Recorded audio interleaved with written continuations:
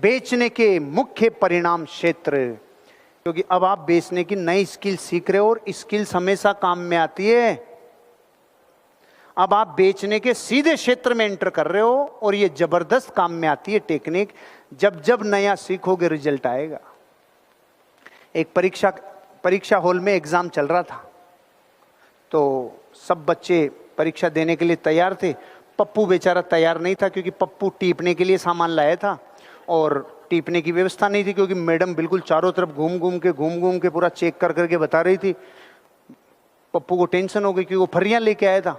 अब फरियां काम नहीं आ रही थी, तो 10 मिनट देखा, 20 मिनट देखा, आधा घंटे बाद पप्पू का दिमाग खराब हो गया। पप्पू ने एक पर्ची ली, पर्ची पे लिखा और मैडम को दे के आ गया।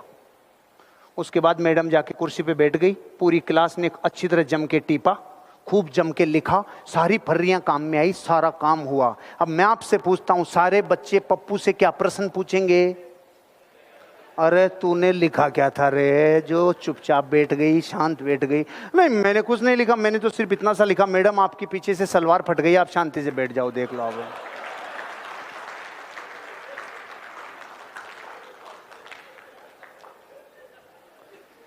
टेक्निक काम करती है। 3 घंटे मैडम शांति से बैठ गई, बच्चों ने अपना काम किया, पप्पू राजा घोषित हो गया।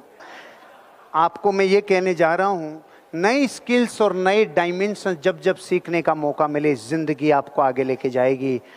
बेचने के मुख्य परिणाम क्षेत्र, पहले तो इस परिभाषा को समझो।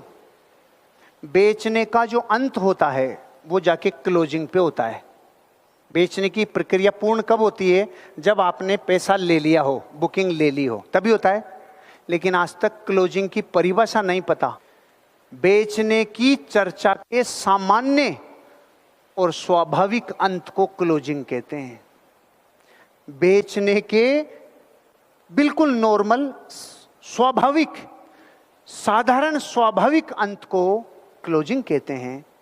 इसलिए कभी घबराना नहीं, कभी ऊपर नीचे मत करना भाव। इमोशंस के बहुत जबरदस्त हड़कंप झड़कंप होगा, लेकिन जब आप एक व्यक्ति से बात शुरू करने से पैसे लेने तक जब पहुंचते हैं ना, तो इस बीच की साधारण प्रक्रियाएं चलती है। किसी पे चौंकना मत, किसी पे चौंकने की जरूरत नहीं है। आप ये समझना है पिक्चर चल रही है पर्दे पे, उससे चिपकना मत। जब पर्दे पे पिक्चर चलती है और आग का सीन आता है तो पर्दा जलता है ना, पर्दा थोड़ी जलता है, पिक्चर में ही जलती है आग। अच्छा, जब बाढ़ आती है पिक्चर में तो पर्दा गीला हो जाता होगा।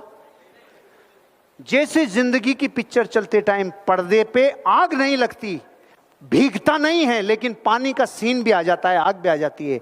ऐसे बेचने की प्रक्रिया शुरू से लेके अंत तक करने में ध्यान रखना, घबराना नहीं।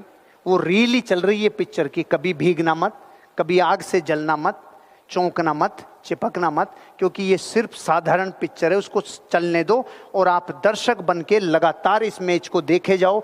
जितना देखते जाओगे उतना सफलतापूर्वक खेलते जाओगे, जितना खेलते जाओगे उतना और सफल होते जाओगे। बस लगातार खेलते जाना, छोड़ना मत खेल को।